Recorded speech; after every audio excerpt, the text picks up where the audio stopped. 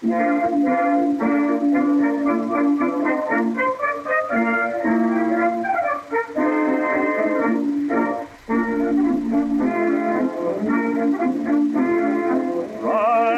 Tuck is a funny little codger with a smile, a funny smile.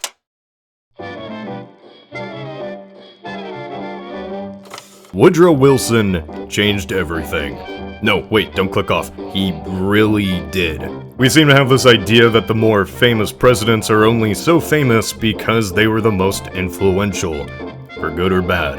But there have been a few cases, simply due to the span of time, some presidential legacies sort of just get swept under the rug, forgotten by the public, with most never knowing the good, or as we'll eventually get into, the really, really bad. James K. Polk, as an example, is one of the least thought of presidents, alongside good old John Tyler or Martin Van Buren.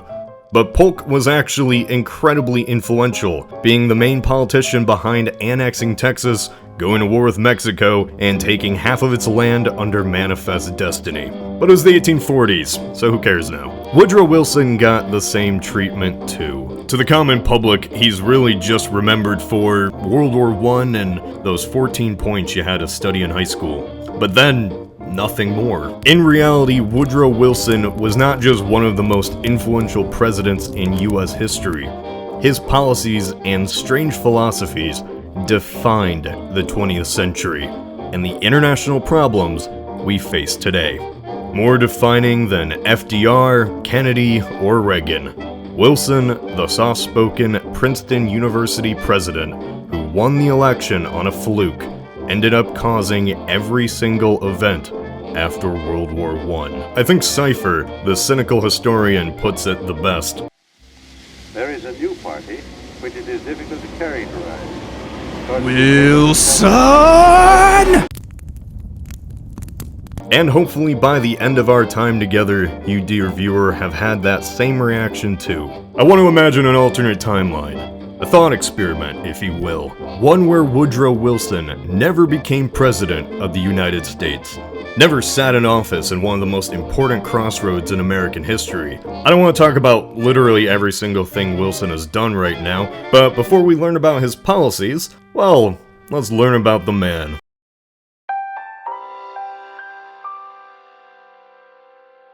I think this guy is the worst president in US history. Seriously. He left the country far worse than he found it, and his pernicious positions and policies perpetually pollute our politics to the present. See what I did there? Oh boy, now we've got him started. Oh, I could go on, but to cut it short, Woodrow Wilson instilled a new form of imperialism called Wilsonian interventionism that the US continues. He segregated the federal government, helped foster the second KKK through his historian credentials, expanded the executive branch's powers to tyrannical proportions, and soured relations with several emerging nations. All in all, someone the world was probably better off without. That's a good way of putting that. Woodrow Wilson was defined by his childhood. His father was a Presbyterian minister who moved to the South in the years leading up to the Civil War. When the war eventually came, young Wilson saw the destruction of the war, saw the South destroyed by its own rebellion, but also the North invading and crushing all resistance. So growing up in the reconstructed South, Wilson had a chip on his shoulder. He wasn't pro-Confederate secession, more like sympathetic to the Southern cause. Young Wilson despised how the Reconstruction was, in his mind, forced upon a war-ravaged South, how black senators were now in office because of Northern policies. Oh no! This shaped him into his eventual career as a historian, which, if you want to know more about in detail, Cypher has his writings and papers covered in these videos. The main thing that Wilson subscribed to when looking back on the Civil War was that good old-fashioned lost cause mentality. The idea that secession wasn't over simply slavery, but also over taxes and states' rights. It wasn't just an opinion that the general public had, it was an actual movement that was influenced by historians with, sympathies. Wilson wasn't just influenced by lost cause revisionism, he was one of the main forces behind it. But even with his experience with the war and Reconstruction, he understood why the South lost, and how secession was the wrong choice. As he matured, his philosophy on the United States began to change. He embraced the idea that the US was the true shining city on a hill, God-ordained nation with the truest civilized creation, democracy. Wilson was a very religious man. This influenced his very philosophy on the world and America's place in it. He had a very my way or highway approach. If you disagreed with his opinions, even if it was, hey, I'm Chinese, I think I know a bit more about what my people want than you, he'd just think, you were wrong, and shut down the conversation. The American ideal was ordained by God, and anyone else was just wrong. It didn't help that Wilson really didn't have that good of a grasp on how the world actually worked, which didn't make him the most influential or popular when trying to tell his ideas to a Europe which went through 4 years of war. Finally, now that we got all of that out of the way, let's theorize that possibility. What if Woodrow Wilson is not elected? First, how does this happen? Very easily. Wilson only won the presidency because the election was split 3 ways. Taft for the Republicans on one side, Wilson with the Democrats on another, and Teddy Roosevelt running for the party he created, the Progressive or Bull Moose Party. Roosevelt actually was almost nominated as the Republican candidate, almost dethroning an incumbent president, and if he had stuck the course, he might have actually won the Republican nomination. Roosevelt and Taft fought one another and split the Republican vote. And as history has shown time and time again, splitting the vote just leads to, well, the other guy getting it. Wilson got the majority and became president. If Taft simply didn't run for office again, or if Roosevelt and his coalition overthrew him in the 1912 Republican National Convention, Roosevelt would run as the Republican against Wilson. And in a race between Teddy and Wilson, well, we all know who would win. Wilson only got 42% of the popular vote.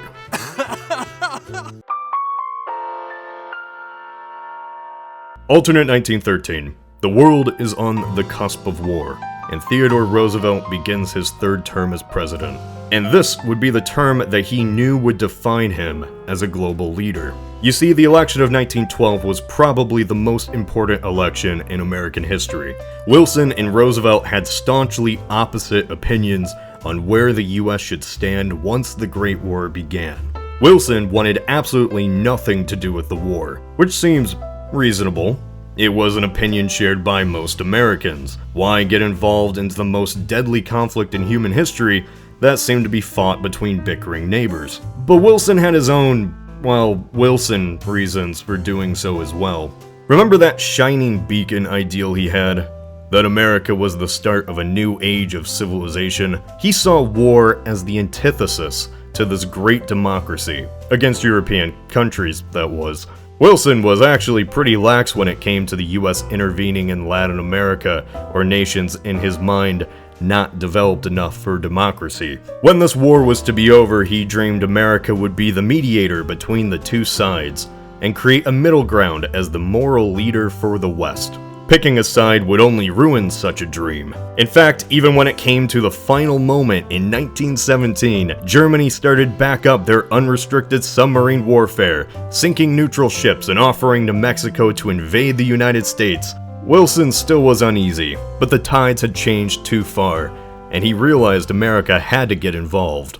But this time, with a twist on his original idea. America still would retain its moral character while going to war, but only because it wasn't fighting for petty reasons like Britain, France, or Russia, but to make the world safe for democracy. Sound familiar? By the time that 1917 rolled around, Roosevelt had practically ripped out his mustache while demanding for the US to go to war. After the Lusitania was sunk, Roosevelt knew that war was inevitable and wrote furiously that Wilson was a coward for being so indecisive. You see, Roosevelt was a polar opposite opinion. He wanted the US to get into the war to show that it was a real global power. He saw the Great War as an opportunity to finally flex some American muscle and change the globe through force. Now I know that sounds bad for the US to get itself involved purely to show off, but if Roosevelt was actually president and really did get America into the war by 1915, ironically, most of the pains and sufferings of the 20th century as we know them might not have happened. I know, it's weird, but here's the thing about idealism. It's idyllic. Wilson wanted a world without war, where America was this bastion of morality, but people don't work like that, and his idealism turned into something far worse than just colonial squabbles. The Lusitania sinks in this alternate 1915. I have no doubt that if Teddy was president, the United States would have mobilized for war within a few months. Now I say mobilized. This was 1915. Even after declaring war, it still took months for troops to be ready, supplies to be organized, and men shipped over the Atlantic. In our timeline, even though the US entered the war by 1917, they really didn't flood in until 1918, by the time the war was ending. So the next few months for Roosevelt would be the hardest of his political career. Not only would he need to convince Congress to declare war, but also the American public, who even then were still not interested in sending men to die in a European war. Could he have done this? And that's the problem with hypotheticals. It's very plausible he could have, but also there isn't a true way to know. Wilson was actively putting out any fires for war when in office, and it cost him politically. So perhaps the opposite happens with Teddy, who tries to stoke what little flames in America there was for war and revenge. I think he could make a convincing argument for why the US should get involved. Teddy always boasted about America's hardworking nature when faced against an adversary. Because of that sinking, the US began contributing aid to the Allies, so it might not have taken so much to simply go that extra mile. Just as one would wish to secure their ships from the pesky Krauts, so should one secure themselves while traversing the internet. What are the internets? I don't know, but I do know that this video was sponsored by NordVPN.com/Althist. A VPN is a virtual private network. Basically, what NordVPN does is it secures your information through it whenever you go online. By accessing a private network with military-grade encryption, you can protect yourself. They have thousands of servers from 60 countries that you can access, and with a simple interface, it's easy to set up. Say I want to have a new address from Britain. Well, I can do that. India, too. So many options. And it works on any iOS or Android phones, and Windows or Mac for computer. For a limited time, get 75% off a 3-year plan at NordVPN.com/Althist. This special offer makes your subscription just $2.99 per month, so you can browse securely on all your devices. And for a short time, use code ALTHIST to get an extra month of Nord for free. Now, back to our scheduled talking picture. By 1916 in our timeline, both sides had stalemated. Germany was running out of options as a British blockade slowly strangled its economy and resources. However, France, Britain, and Russia weren't faring too well either. Both sides expected the war to be won by now, but the meta of the time was really imbalanced, favoring defense instead of offense. Railroads and machine guns allowed for trenches to be well defended and impossible to retake since both sides were practically even. On the Western Front, all that really needed to happen was one other nation to get itself in and push the scale in the Allies' favor. Britain, France, and Russia knew that, which is why Wilson's constant "I'm above this" approach really rubbed them the wrong way, especially when it continued as the US was in the war, but we'll get to that later. The Americans didn't fight as much in World War I in reality, but they were a welcome sign to breathe new life into the Allied effort, just enough to push the Germans, who already won in the East, into mutiny, rebellion, and finally, armistice. Imagine how bad of a sign this would be for the Central Powers, who by 1916 are already fighting a two-front war, and then the Americans show up. In our timeline, the Germans were able to support their own Western Front by the time the Americans showed up, because Russia was already out of the war by 1918. 500,000 troops to hold back the Allies in France. They don't have this option in an alternate 1916. They simply don't have enough men to hold back both sides. If Germany tried to hold back a break in their Western Front by sending troops from the east to reinforce, this could be the relief that the Russians needed in 1916 to buy themselves some time or even make gains in the war. Speaking of which, the Russians were woefully under-equipped and technologically backwards compared to Europe. So there is no steamroll with mechanized tanks like in World War II. Any gains would be slow, but they would be gains. Germany would fall back mostly because of the pressure from the West. Victories, any at all, I don't think would be enough to help the Tsar keep his position. Even with the US involved, I could see the war going into 1917. A 1917 which created food shortages and a harsh winter for the Russian populace. Something like a February Revolution still might have happened. However, the biggest change, since this is an alternate 1917, is the war ends far sooner. The provisional government that replaces the Tsar oversees not a war of failure, but thanks to its allies, a war of victory. I think you can see where I'm going with this. The Bolsheviks only gained legitimacy because of the failure of the provisional government. A horrible summer offensive in 1917 only left the government appearing weak and unable to rule.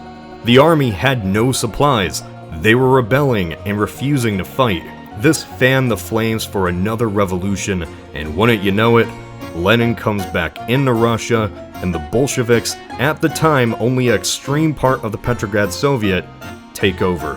If Germany's war effort weakened by 1916 as the Americans came in, then such offensives by 1917 might not have been failures, but victories.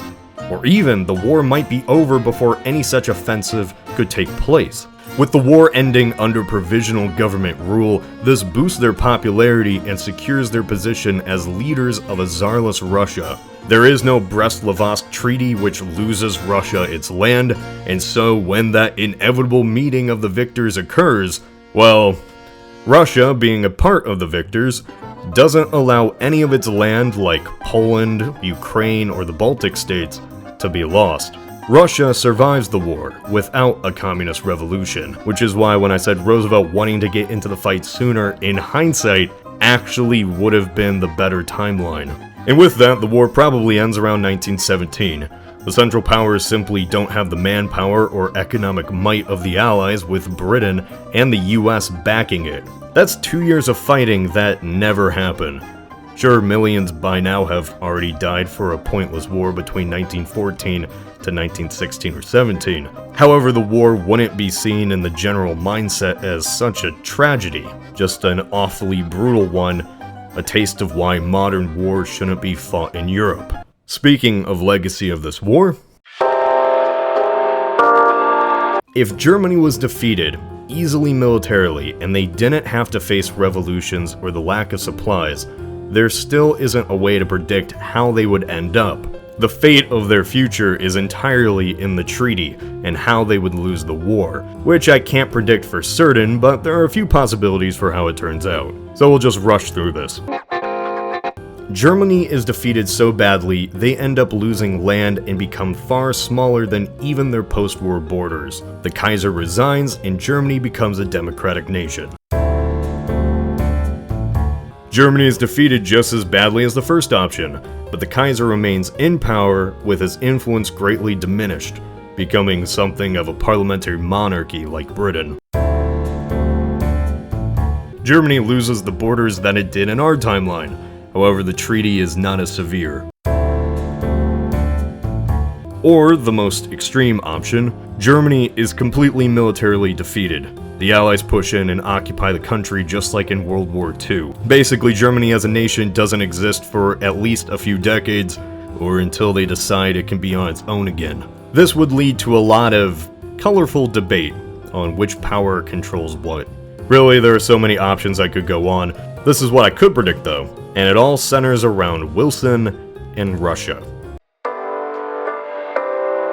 Roosevelt was against Wilson going to the treaty conference in Paris because he believed that Britain, who fought more, should have had more of a say. That opinion easily could have changed if the US fought only 1 year less than Britain, so perhaps he still goes, or at least as a diplomat with his ideals in place.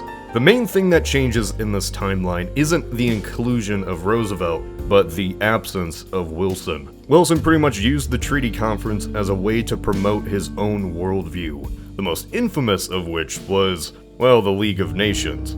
Austria-Hungary still would collapse, and new nation-states take its place just like in our timeline. But for the victors, they would not lose their territory. Russia going forward still remains relatively backwards compared to the West, but it would never see the mass collectivization and famine like under Lenin and Stalin. Oh, which brings me to...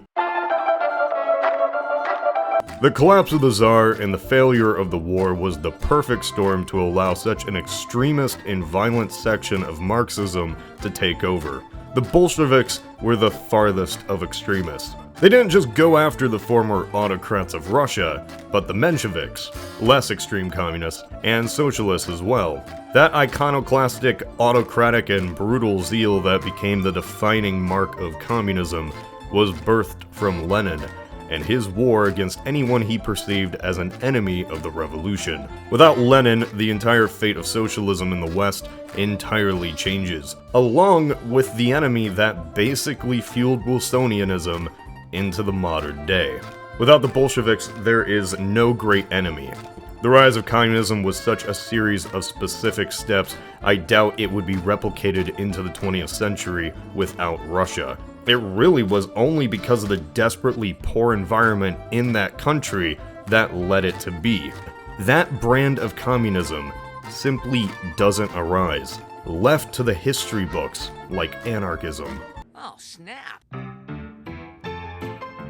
So both sides, capitalistic and socialist, are less extreme in this alternate 20th century. There is no great war between ideologies, which is what Lenin and Wilson ended up perpetuating in their states. Which is where things actually start getting weird, because a lot of policies were shot down in the West once communism rose, because people rightfully feared it'd lead to a Lenin rising in their country. Which is where I'm going to take a detour.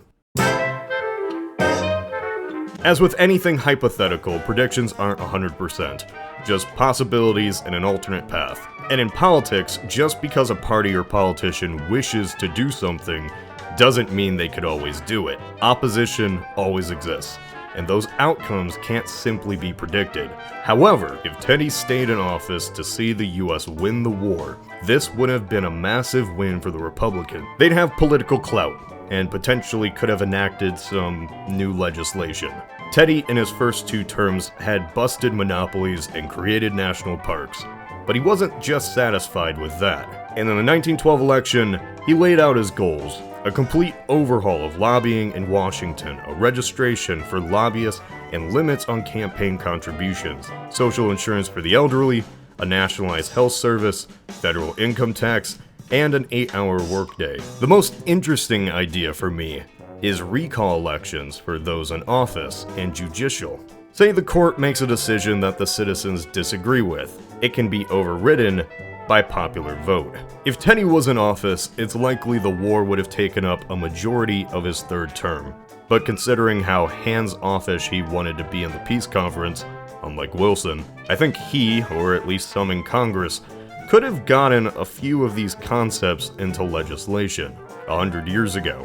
In the words of Emperor Tiger Star, He did it with sanitation, he can do it again.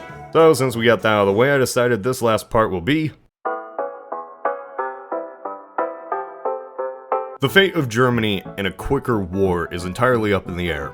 However, I think there's one pretty simple answer: Hitler doesn't rise. Now, why do I say that? Hitler's rise to power was not simply him walking into a defeated Germany and saying, he is Führer now. It was just like World War I or Wilson's election, only the result of a string of unique and bad occurrences. The fear of the Bolsheviks was a very real reality for post-war Germany in the 20s and 30s. The Soviets were neighbors to Europe. There had been brief yet failed communist revolutions in 1919 in Berlin and Munich, and just like during the Cold War, in fear of the Reds destroying everything was something in the public conscience. Maybe because that's what the Soviets kept saying they were going to do. While Hitler, yes, rode in on the public's fear of the Jews, this also was hand in hand with the fear of the Bolsheviks. But if the war ended in a crushing German defeat, and before the Bolsheviks ever could take control of Russia, those steps that allowed the Nazis to come in power in 1933 become an impossible uphill slope. There simply is no great enemy to fear, and I doubt such a thing as the Reichstag fire would ever have occurred. I really doubt World War II, at least the European war we all know, would have ever occurred. Many wars probably still might happen. Italy, the Balkans are still a thing, but I doubt the Nazis ever rise to power.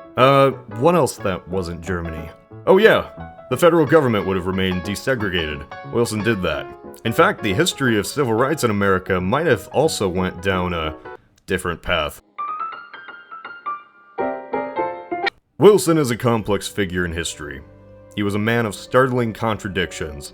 Wilson envisioned liberty as only spreading from a strong central government, or at least a strong central leader himself. Only him, an intellect and orator, could champion democracy through US foreign policy, but in reality it was just advancing US interests under another name.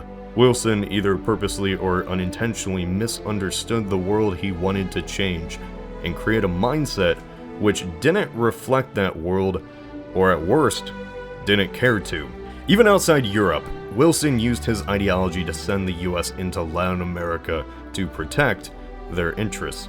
And it was really because of this that set a precedent in an age where such practices were becoming less acceptable to an isolationist public. The Wilsonian ideal is the one that still dominates the United States. Fighting for democracy in actual true circumstances is a noble one, but ever since its inception, we have to understand it's also been a double-edged sword, one that can be corrupted into serving ulterior motives under the costume of liberty. It's a reason US foreign policy post-World War II has seemed so contradictory. It ended up overthrowing governments in Latin America and the Middle East. Teddy's old speak softly and carry a big stick style of imperialism was unique.